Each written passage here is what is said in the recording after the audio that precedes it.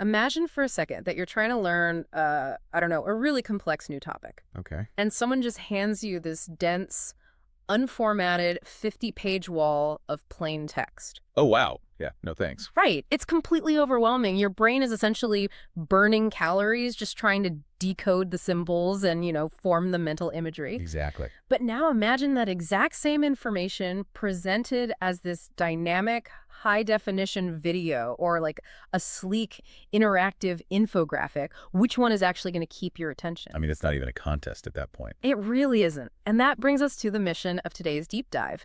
We are looking at a really fascinating source article today. It's titled, The Future of Content is Multimedia.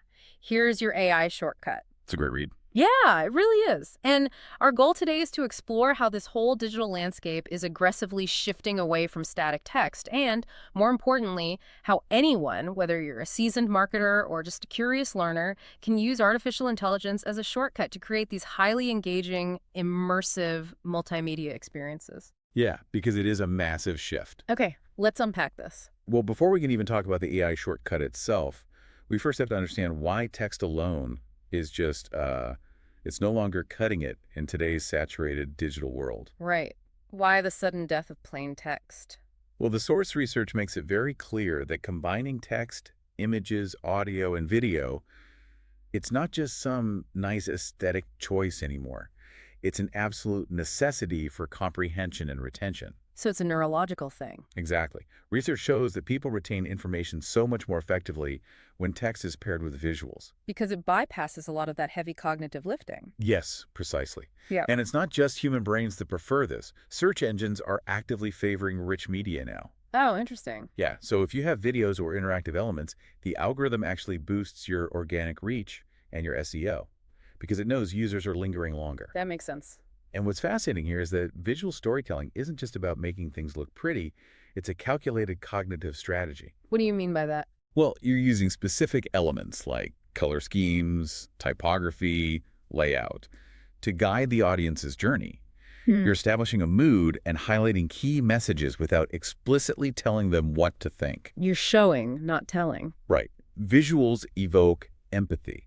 They motivate action. They take this passive act of reading and turn it into a memorable, emotional experience. It's like standard text content is basically like reading a map. Okay, I like that. You're just getting the raw data, the street names, the topography. But visual storytelling is like going on a guided museum tour. Oh, that's a great analogy. Right. You have a curator, and they're using very specific lighting, and maybe there's ambient music playing in the background. They are using all these sensory cues to tell you exactly how you should feel about the exhibits you're looking at. Yes, you are downloading the mood and the data at the exact same time. But here's the thing. Building a guided museum tour sounds incredibly expensive. It used to be. I mean, if I'm an everyday creator or a small business owner, how could I actually pull that off? I don't have the runway to hire graphic designers and audio engineers. That is the perfect transition because this is exactly where artificial intelligence comes in. AI is the shortcut. The great equalizer. Exactly. AI tools are completely redefining the creation landscape by making high-quality multimedia accessible and, honestly, just incredibly efficient. Give me an example. What are we actually talking about here?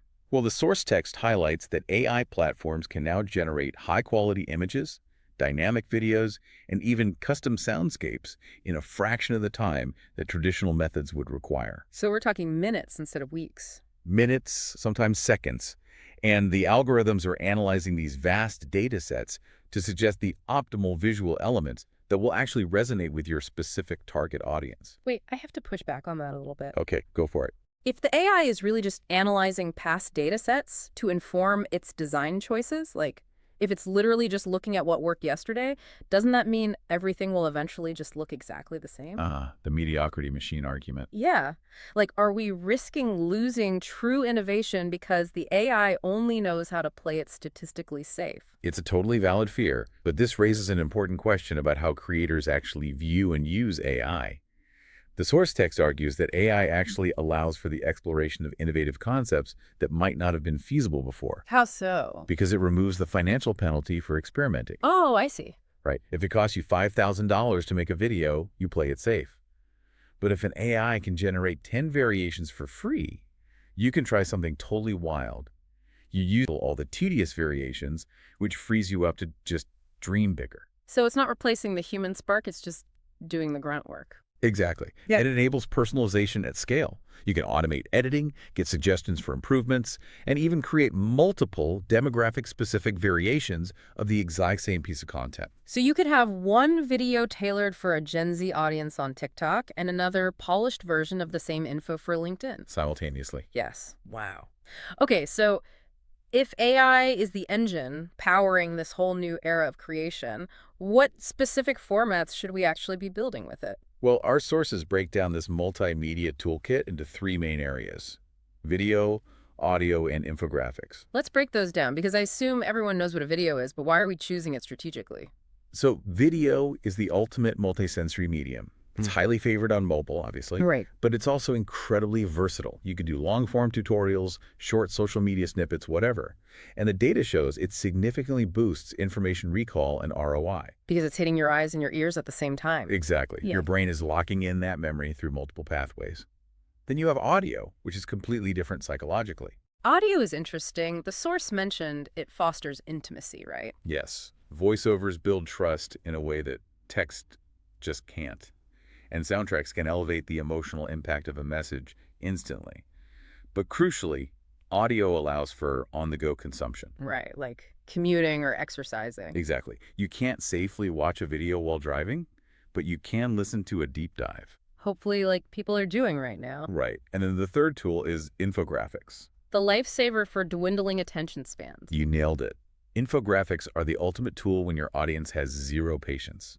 They visually distill intricate data using images, graphs, and short text. Because the brain processes that visual information so much faster than reading a paragraph. Exactly. It's rapid pattern recognition. So what does this all mean for content strategy? Should we be treating these formats like a balanced diet? A balanced diet. How so? Well, like the infographic serves as your quick executive summary, the protein, let's say. Yeah, cracking. And the audio provides that emotional undercurrent and accessibility. Maybe that's the healthy fats. And then the video acts as the immersive blockbuster movie, the main course. I love that. Yes, I completely agree. It's really about tailoring the experience to the user's immediate environment. Right. Like we said, a person on a crowded train commuting needs the audio. A person quickly scanning their phone before a meeting needs the infographic. You're meeting them where they are. Exactly. But it doesn't stop with just publishing these formats. There's another layer. Okay, here's where it gets really interesting. It does. Because the source material introduces this concept of the two-way street. We are moving from passive consumption to active participation. Driven mostly by social media dynamics, right? Exactly. We're talking about interactive content. Quizzes, polls, clickable visuals. I feel like every video I watch on social media now has a little poll baked into it. Because it completely transforms the user experience. It creates this immediate feedback loop. Right. So by using these interactive elements, the creator isn't just broadcasting a message anymore. It's like hosting a party and letting the guests choose the playlist. That is a perfect way to put it. You're giving the audience a sense of ownership over the experience. You're invested. Yes. And if we connect this to the bigger picture, this interplay turns passive viewers into active contributors. Content is no longer a monologue. It is an ongoing dialogue. And the platform algorithms absolutely love that, don't they? Oh, social media algorithms actively prioritize engaging, interactive, multimedia content because it keeps people on the platform longer. But I imagine different platforms require totally different approaches. Oh, absolutely. Instagram heavily emphasizes striking imagery, while TikTok is entirely focused on that short-form, high-energy video. Right.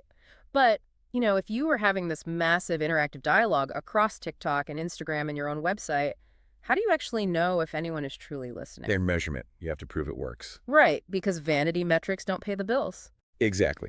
The source text emphasizes that creators have to use both quantitative and qualitative metrics. So not just how many likes a video got. No, you need to look at reach, deep engagement, viewer retention. Where exactly are they pausing or dropping off? And you have to contextualize those metrics against your specific goals. Like brand awareness versus actual lead generation. Precisely.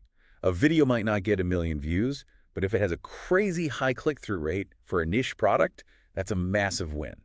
And how do you refine that? Because guessing seems risky. A/B testing and audience segmentation. You test different variations to see what actually works. Okay, but honestly, as a learner, how do you avoid getting totally overwhelmed by all of this? It is a lot to take in. Right. Because tracking these metrics and running A/B tests and managing live streams, it just sounds exhausting. Especially when the source mentions future trends like augmented reality and virtual reality. Oh yeah, the immersive virtual product interactions are coming fast. Right, like placing a 3D model of a couch in your living room through your phone. That's amazing, but managing the data for that, it's a lot. It is, but let's ground this for a second. The source emphasizes a data-driven approach specifically to foster continuous improvement. Meaning you don't have to do it all on day one. Exactly. You don't build a massive AR campaign tomorrow. You use AI to analyze what's working today, and you iterate. You let the AI do the heavy lifting of the analytics so you can focus on the strategy. That makes it feel a lot more manageable. It is. Take it one step at a time. Well, to wrap this all up and speaking directly to you listening, the future of content is undeniably multimedia. Absolutely. We've seen the research. By leveraging these AI shortcuts, you can generate personalized, scalable, and genuinely immersive content. Everything from a snappy infographic to an interactive video. And that is what actually captures attention and builds deep loyalty today. It's a fundamental shift in how we communicate. It really is. But before we sign off, I want to leave you with a final provocative thought to mull over. We talked today about how AI can create customized content variations for different demographics at scale, right? Right. But as AI gets faster and more advanced, will we soon reach a point of hyper-personalization? Oh, interesting. Where are you going with this? Imagine a piece of multimedia content that generates itself in real time, specifically tailored to your exact mood, your learning style, and your real-time biometric feedback. Wow. Like connected to your smartwatch. Exactly. If your heart rate spikes, the AI automatically slows the video down and shifts the colors to be more calming. That is wild to think about. Right. In that future, will any two people ever experience the exact same piece of content again? I mean, probably not. It becomes a totally isolated, customized reality. Something to think about. Thank you so much for taking this deep dive with us today. We hope you gained some valuable insights, and we will catch you next time.